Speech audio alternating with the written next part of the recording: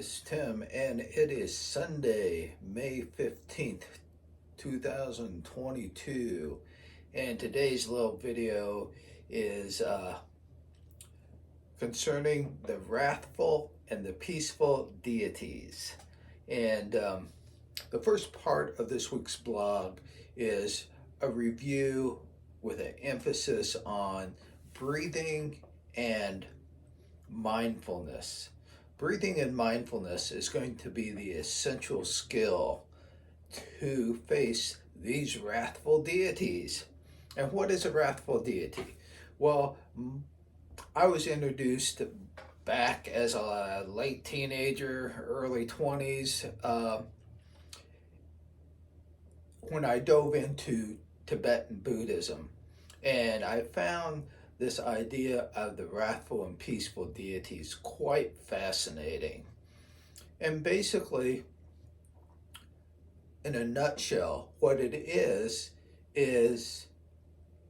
recognizing and learning, understanding that one's fears, demons, and anxieties appear to be horrific, pretty darn scary.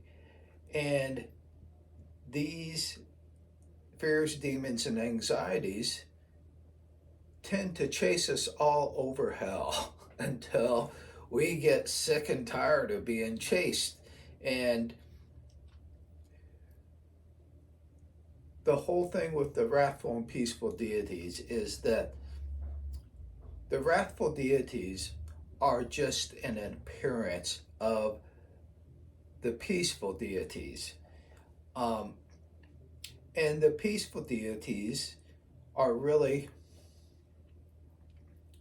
there to give you the gifts and the insight and the understanding. But you can look at it as a way to that until a person screws up enough courage, becomes sick and tired of being chased all around, and turns around and face your fears, demons, and anxieties, and acknowledge them and willing to figure it out. Then this seeming wrathful, horrifying appearance disappears, and the secrets of your fears, demons, and anxieties, and that understanding how they came to be, what they're for, are revealed, and actually they become gifts of the peaceful deity.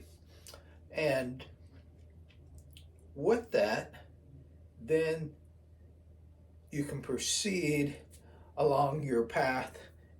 And actually, these wrathful deities become allies or friends.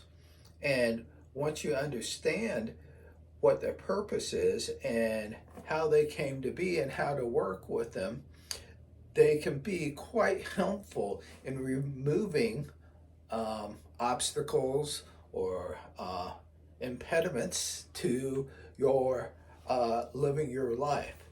And they are there for a purpose. Fear is a good thing on one level. It prevents you from perhaps doing some stupid stuff until you're ready to do it, until you've gained enough skill to do it. I've used this whole idea of the wrathful deities quite a bit in my other passion, which is snowboarding. I didn't start snowboarding until I was 44, and I just literally beat myself up because I had no idea what I was doing or anything. And eventually, 18 years later, I'm able to zoom along at 60 miles an hour pretty comfortably, assuming everything is well. But if everything isn't well, the conditions aren't right, I'm certainly not going to do that. But for me, that it's kind of a way that I think about how you can use being quite afraid, and reasonably so, Um, and you'll see some of, go and search out wrathful deities, and one of their whole things is to be a protector, to be a gatekeeper. And that's a valid thing, because if a person isn't prepared, isn't ready, they shouldn't be doing some stuff. But on the other hand, here is, I hope you get the sense that what I try to present is some fairly sophisticated, complex ideas, but most things can be broken down into a nutshell. And from the psychological standpoint, you hear a lot of times people have been able to turn around challenges, fears, traumas, all kinds of terrible things. And when you look at it, it's really how they made that happen was when they were able to confront and directly look into their fear, their demons, their trauma, and things like that, whether that's an addiction or PTSD or whatever, is that those, or it could be even a domestic violence or bad relationship kind of thing.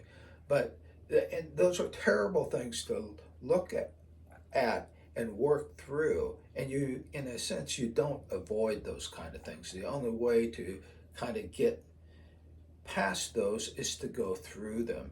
And that's what the wrathful and the peaceful deities are about. And that's why I always stressed being able to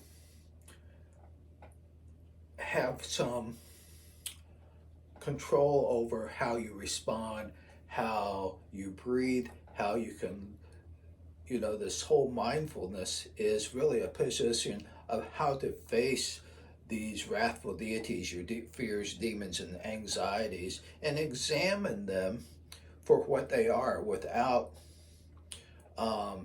attaching a moralistic, good or bad, kind of evaluation, but being able to look and work with them in an open, honest manner where you can glean some gifts, some understandings, and then you'll realize, and people will share that when they learn to understand what had happened, then it can become a source of strength, of resilience, and also a place for compassion and integrity and gracefulness when they move on and perhaps work or run into a person who's experiencing a very similar experience, but they're fearful. And so there's that piece. The other piece I want, which is towards the end of the blog post, is I find it very interesting that globally and it seemingly our experience in the world, there's a lot of fear, a lot of horrific kind of things that appear that are indeed horrific. But I wonder if that is an opportunity for us to kind of dive into that and come to some understanding of perhaps a pathway out of this. And I think that's really interesting. And so, these past few blog posts, I forget exactly what I called them, but it's sort of setting this up for this what I call conscious entanglement. And I think, if you need, go back to the past 3, maybe 4 blog posts, and then with this one, I think we're ready to kind of then take the step into, okay, what can we do to work our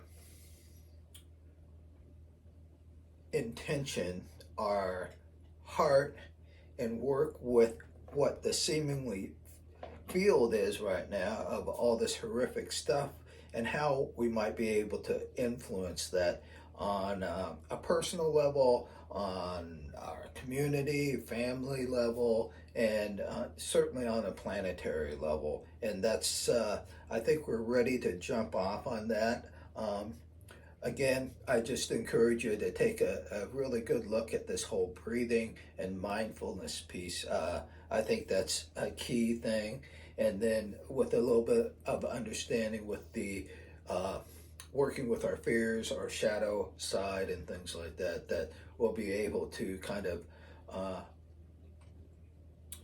see into the storm without being sucked into the storm, and then be able, from a place of being centered, we can reach out and grab opportunities or make opportunities to change our reality, change our world, or at least change our interpretation and experience of the world. All right, that's it. Thanks. Bye.